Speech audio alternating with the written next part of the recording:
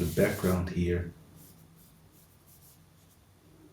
I can look for a little bit more specific pectoral muscle here and a little bit of the rib cage sticking out. Nice flat tummy. He's very athletic,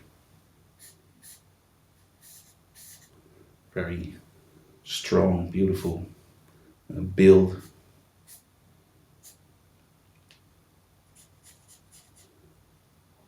And details like the genitals can be added at any given point.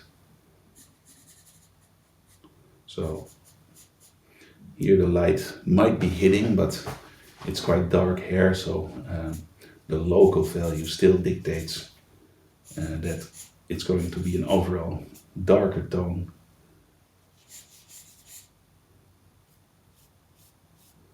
And I still keep looking for places to softly transition an edge. So where we have an arm with a fairly round cylindrical character, the transition into the light is going to be softer. Especially this cast shadow here is a very nice example of a crisp edge.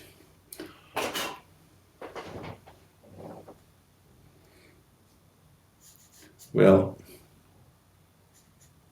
I always find it difficult to stop because at this point it's pretty fun.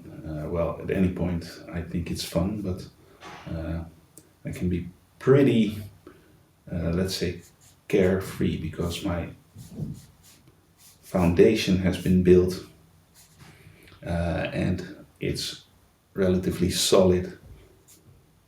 So nuances, tonal value shifts, maybe some effects in the background, I can all edit. I can push them in, pull them back out. Now there's a little line of overlap for the upper arm. Well, that's too much. Little line of overlap there, showing the deltoid muscle coming from behind it.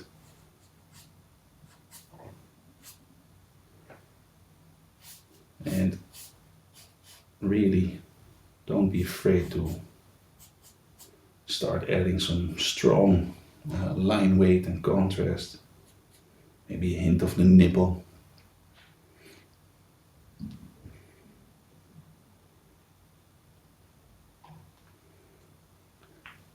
See that rib cage.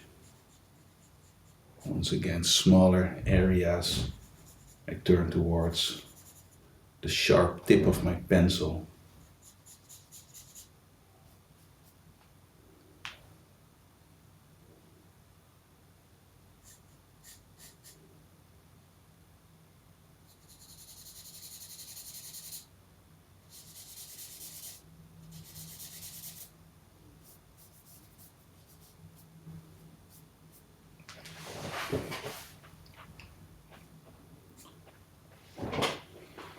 Taking some distance, looking at the whole thing, thinking about when I think of it, do I want to take it further? I think for this demonstration,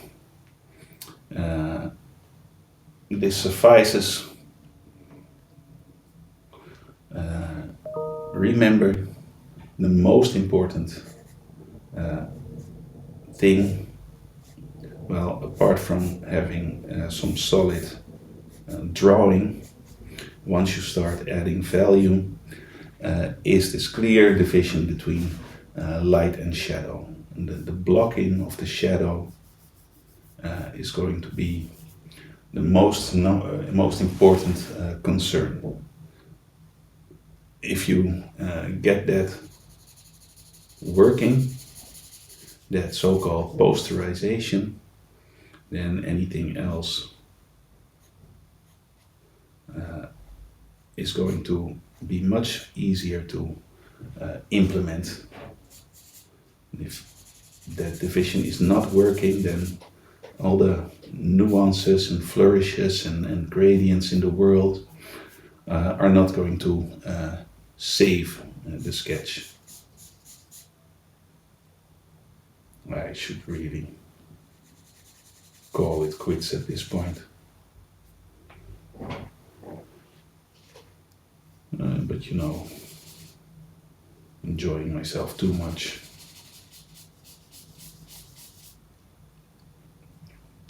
Maybe even a very dark tone in the background here. It is very dark in the reference, so let's see what happens if we apply that. It does help a sense of a secondary light hitting it. Yeah, kind of rubbing it in quite messily. Well,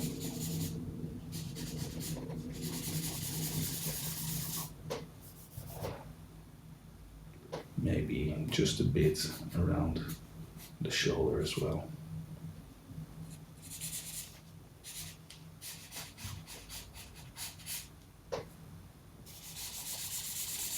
If I'm applying strong pressure, I really hold it close to the end of the tip, so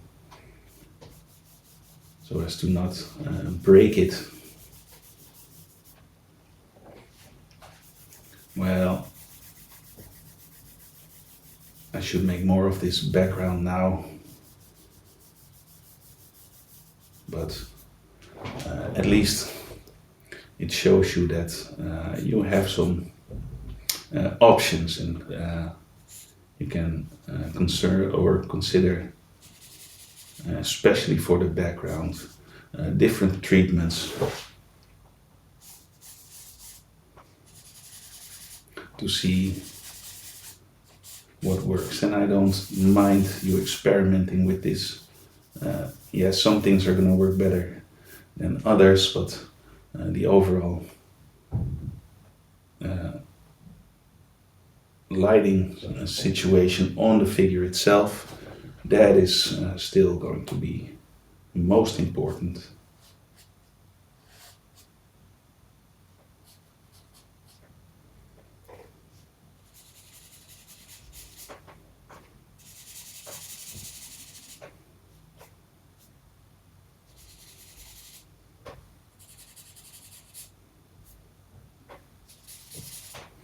And this demo is already taking way too long. Not pressing hard, moving fast, not pressing hard. Let's continue this kind of line, suggesting a little bit of what is happening in the foreground, or the background, I mean. And let's stop right there.